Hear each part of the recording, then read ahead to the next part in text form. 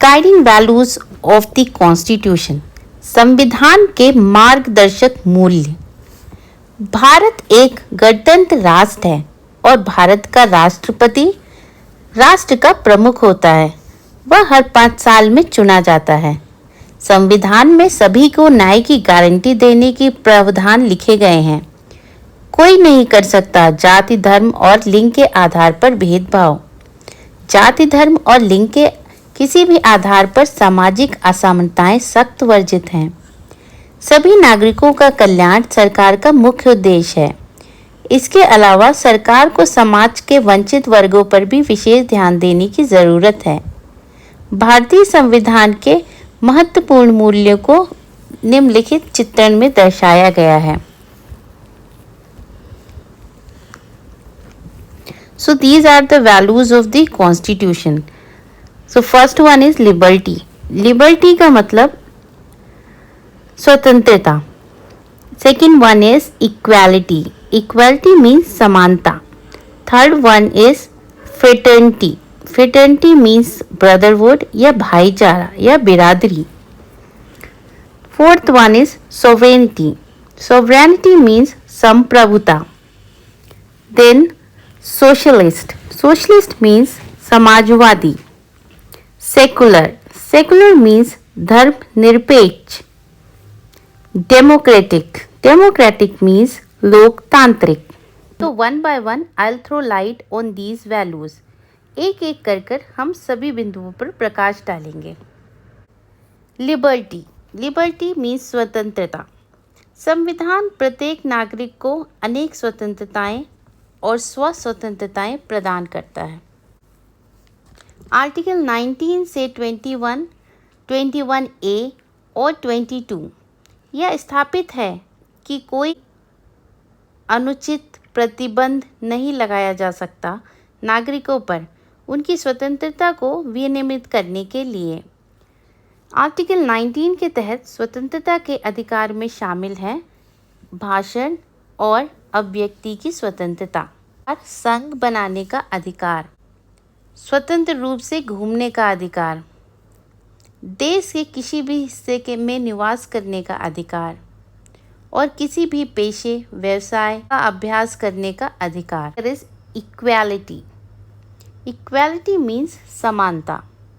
संविधान कहता है कि कानून समक्ष सभी नागरिक समान हैं और सरकार को यह सुनिश्चित कराना चाहिए कि जाति, धर्म और लिंग के आधार पर सामाजिक असमानताओं को, पारंपरिक प्रथा को समाप्त करना होगा। समानता का अधिकार भारतीय संविधान के आर्टिकल 14 से आर्टिकल 18 के तहत निहित है, जो सभी व्यक्तियों को समानता के अधिकार की गारंटी देता है और किसी प्रकार के धर्म, नस्ल, जाति, लिंग, जन्म स्थान आदि के आधार पर किसी भी नागरिक के खिलाफ भेदभाव नहीं होने देता। अनुच्छेद 14 या आर्टिकल 14 यह प्रावधान करता है कि कानून के समक्ष सभी व्यक्ति समान हैं। इसका मतलब यह कि सभी व्यक्तियों को देश के कानून द्वारा समान रूप से संरक्षित किया जाएगा।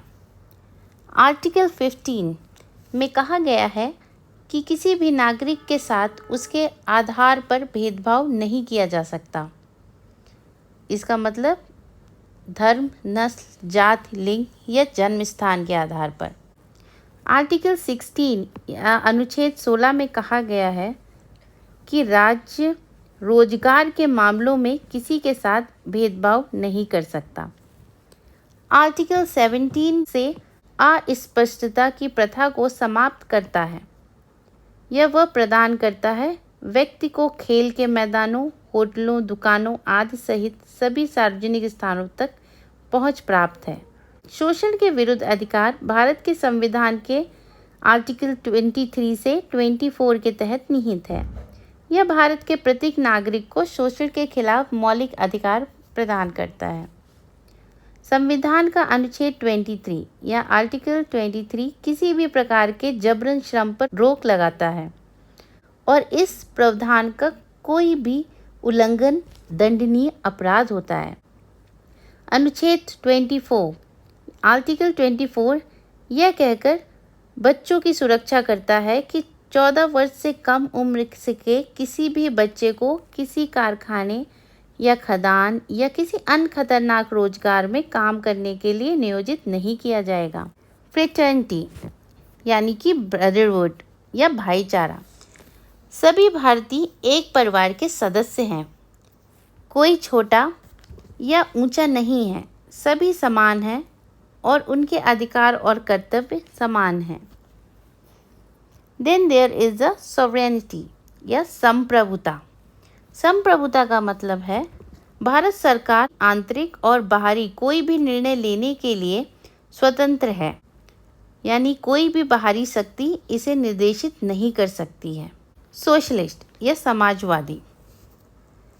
समाजवादी देश में संपत्ति का अधिकार नागरिकों को तो है, लेकिन सरकार को होना चाहिए। समाज में असमानताओं को कम करने के लिए इसे कानून और सामाजिक आर्थिक गतिविधियों द्वारा विनियमित करें और इसलिए प्रत्येक नागरिक को देश के संसाधनों को साझा करने का समान अधिकार है।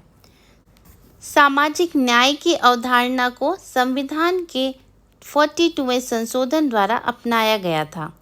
42वें संशोधन मीन्स 22nd अमेंडमेंट में, जो अदालतों को हमारे समाज में आर्थिक असमानताओं को दूर करने के प्रावधानों को बनाए रखने में सक्षम बनाता है।